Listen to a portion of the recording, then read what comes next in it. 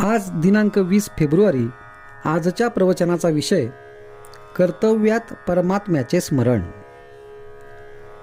आपले कर्तव्याला न विसरावे, भगवंताचे अनुसंधान राखावे. व्यवहाराने योग्य ते कर्तव्य करीत जावे, बाकी रामावर सोपवावे. कर्तव्यात परमात्म्याचे स्मरण, यातच सिद्धीचे बीज जाण. असा करावा संसार, जेणे राम न होईल दूर. देहाने कर्तव्याची जागृती, त्यात ठेवावी भगवंताची स्मृती. कर्तव्यात असते मनाची शांती. कर्तव्याचा कधी न पडावा विसर, हृदयी धरावा रघुवीर. ऐसे वागेल जो जनी, त्याने जोडला चक्रपाणी. उद्योगाशिवाय राहू नये, कर्तव्याला चुकू नये, पण त्यात रामाला विसरू नये. ठेवावा रामावर विश्वास, कर्तव्याची जागृती ठेवून खास. देहाचा विसर पण भगवंताचे ध्यान, हेच भक्तीचे मुख्य लक्षण. देह करावा रामार्पण, स्वतःचे कर्तेपण सोडून.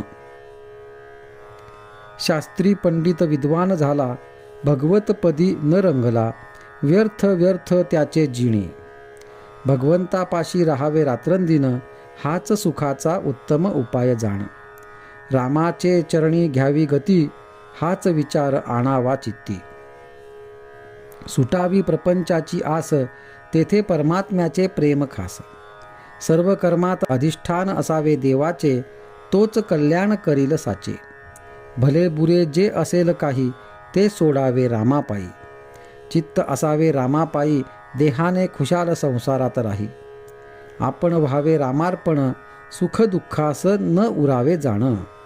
धन्य त्याची जननी, ज्याने राम आणिला ध्यानी मनी.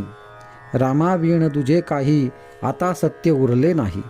भाव ठेवावा चित्तात, सुखे आयुष्य घालवावे त्याचे सान्निध्यात. ज्याने जिणे केले रामार्पण, त्यासी व्यवहार हेच खरे योग साधन. माझे सर्व ते रामाचे, मानून जगात वागणे साचे. अशास नाही कष्ट फार, मागे पुढे रघुवीर. आपण व्हावे मनाने रामाचे, राम जे करील तेच घडेल साचे. चित्त ठेवावे रामापायी, दुजे मनात न आणावे काही. आता न सोडावी हरीची कास, होऊन जावे त्याचे दास. दास्यत्वाचे मुख्य लक्षण, मालका वाचून न दुसऱ्याची आठवण. भगवंताचा दास झाला, जग मानत त्याला. म्हणून आपण सर्व आहो रामाचे दास, हे उरी बाळगावे खास. एकच जगती माझा रघुपती, याहून तुझ्या न करावा विचार. हाच ठेवावा निर्धार. भाव ठेवता रामापायी, तो कधी कमी पडू देणार नाही. मनाने जावे भगवंताला शरण, जो चुकविल दुःखाचे कारण. राम माझी माता पिता, बंधू सोयरा सखा. तोच माझे सर्वस्वाचे ठिकाणी, याहून तुझा विचार मनात न आणी. आजचा सुविचार. आता सांभाळावे सर्वांनी आपण, रामाविण जाऊ न द्यावा क्षण.